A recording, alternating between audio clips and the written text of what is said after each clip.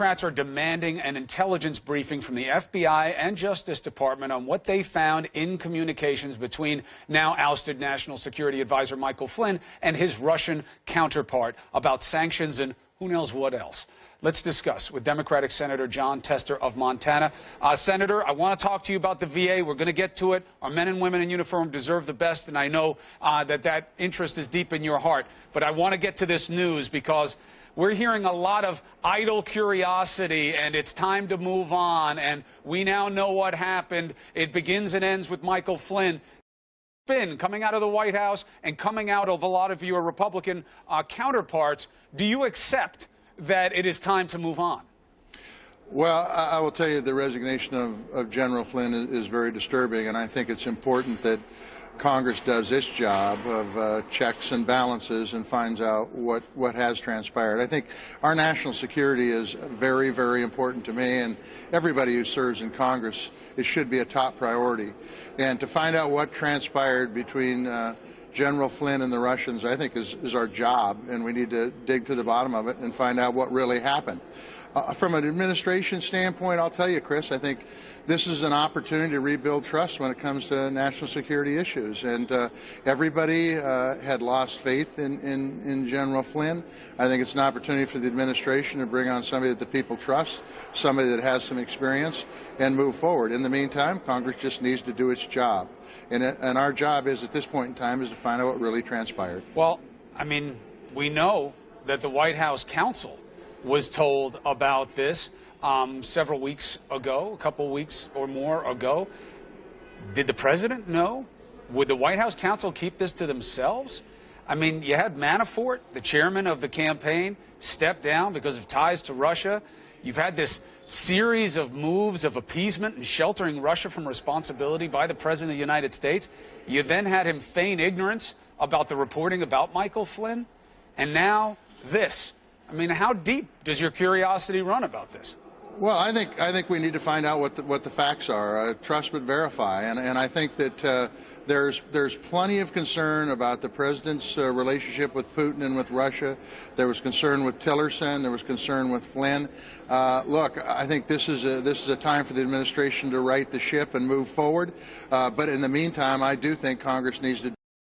But this is a big part of his job, isn't it, Senator? I mean, yesterday you had Brady come out and different parts of GOP leadership saying, yeah, this 1924 law about compelling the president's taxes and having us review them in the Ways and Means Committee, that's not going to happen. But now you have Mike Flynn step down because of his dealings with Russia, and we still don't have a scratch of transparency about where the financial interests of our president may overlap with Russia, maybe in innocuous ways, maybe in innocent ways. But don't people deserve to know some of this stuff? They absolutely do. I mean, the truth will set you free, and I think that do the investigation, find out what really happened, and let the facts speak for themselves. And I firmly believe that we need to find out what the facts are. We shouldn't be jumping to conclusions. Find out what the facts are and move forward. Like I said, General Flynn's resignation may be the tip of the iceberg, or it may be all there is to it, and it's done. But we need to find out what the facts are. Do you back the call for a briefing right now? Should there be hearings about this, an inquiry, an investigation? Well, I mean, yesterday, before General Flynn even resigned, Claire McCaskill, the ranking member on the Homeland Security Committee, had asked for a briefing on this very issue, and I support her in that, and I think we need to move forward through the appropriate committees to get to the truth, and I do support making sure that we find out what the facts are and what transpired. Do you think that these are questions that go to the heart of national security, or do you believe that this is just about palace intrigue? No, I think this is absolutely about national security. No ifs, ands, or buts about it. Look, Russia has been a serious concern for the United States since I was born, and since before I was born. And the fact is that how we move forward, how we treat Russia, how we deal with them is a critical component of our national security. The White House went from saying that Flynn has their full confidence to saying they were reviewing to him stepping down in just hours. An odd coordination of effort at the least. All right, let's pivot to something that certainly matters to every American. What our veterans are going to get in the way of the VA services improvement.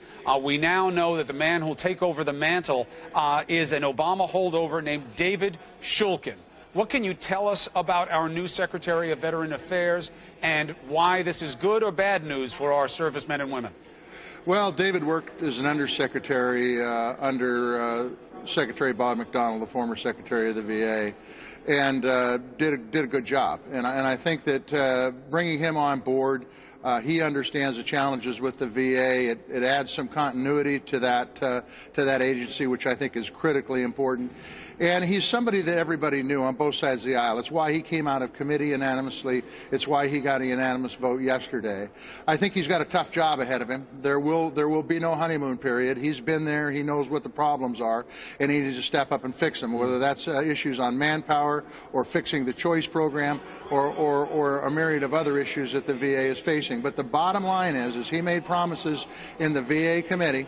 We'll hold him accountable and move forward from there. I mean, we're going to treat him just like we treat anybody else, regardless of the number he got in confirmation. Right. And his job is, and he made this very clear during the confirmation hearing, is to look out for our vets, and the veterans come first. If he does that, he'll be fine. If he waffles on that, of course, we'll hold him accountable. Let me ask you something. You know, when you talk to vets and their opinion about the VA, it's mixed. They say, you know, don't get rid of the VA. You know, don't beat up the VA too much. It does a lot of things really well. But the problem seems to be the intractability of the issues, that what it doesn't do well, it never seems to get better at. Why do you think that is? Well, I think I will tell you what I hear from veterans. Once they get through the door, they like the health care they receive. Getting through the door is a big problem, and it's one of the reasons why the hierarchy is a problem. He opened it up so he could get more medical professionals, and I thank the president for that.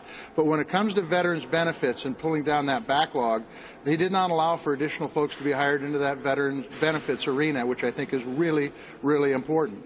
But I will tell you, in Montana at least, once they get through the door, veterans like the health care they receive. On the other side of that coin, the Choice Act that we passed in Congress here a few years back, with all the best of intentions, has been a total wreck. And the VA gets blamed for that, and they should get some of the blame for that. But Congress needs to take part of the blame, too. We need to fix that program and make it work better. Cut the red tape for the veteran and for the hospitals that are working through the VA. Senator, we're always listening to our fighting men and women about what's in their best interest. We will stay on this story. Hopefully, it goes better from here. Thank you for talking to us this morning. Appreciate it. Thanks, Chris.